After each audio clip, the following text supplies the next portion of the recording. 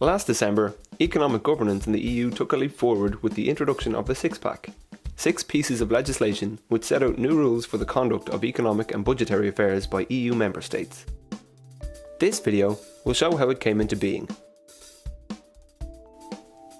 EU legislation is initiated by the European Commission, which is the executive branch of the European Union. For it to come into effect, it must be approved by both the European Parliament, which is made up of your MEPs, and the Council, which is made up of national ministers. When the Commission issues a legislative proposal, it is sent to both the Parliament and the Council. In the Parliament, proposals are assigned to parliamentary committees for scrutiny. In this case, it was the Economic and Monetary Affairs Committee, the Econ Committee. A member of the committee is assigned to author a report on the proposal. This person is called a rapporteur. In this case, the six-pack comprised 6 different proposals. Each text was assigned to a different rapporteur. The chair of the committee may also ask other committees for their opinion and seek input from experts from civil society, academia, business and other EU institutions such as the European Central Bank. In this case, the ECB strongly encouraged the committee to strengthen the proposals in a number of ways. Throughout this process, the committee are in discussions with ministers and officials in the Council, attempting to iron out any potential disagreements at an early stage. Taking account of the various views presented, each rapporteur submits his or her draft report to the committee for discussion.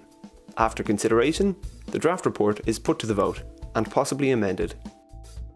The six-pack reports were voted on in April 2011, with a number of amendments made to each. The report is then discussed and debated in a so-called plenary session of the full Parliament, amended and put to the vote. Once it has voted in this way, the Parliament has adopted its official position on the matter. The six-pack reports were voted on in plenary on the 23rd of June. Again, a number of changes were made to the reports.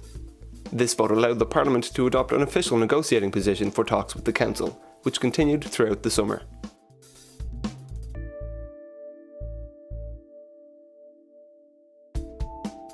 Meanwhile, the Council was also considering the proposals. The Council is composed of several configurations of 27 national ministers, 1 per member state. The configuration depends on the topic. The most important decisions are taken by the European Council, which is made up of 27 heads of state or government of the European Union. In this case, the texts were considered by the ECOFIN Council, which is composed of all the EU's finance ministers.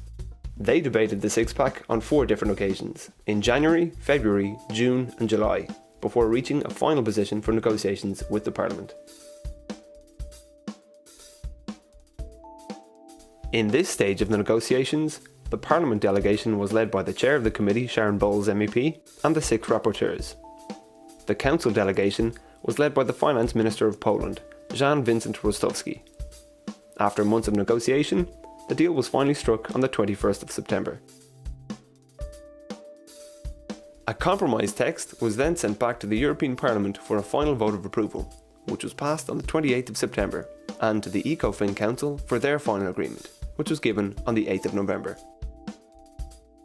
After being signed by the President of the European Parliament and a representative of the Polish Presidency on the 16th of November, the legal texts were published in the Official Journal of the European Union on the 23rd of November.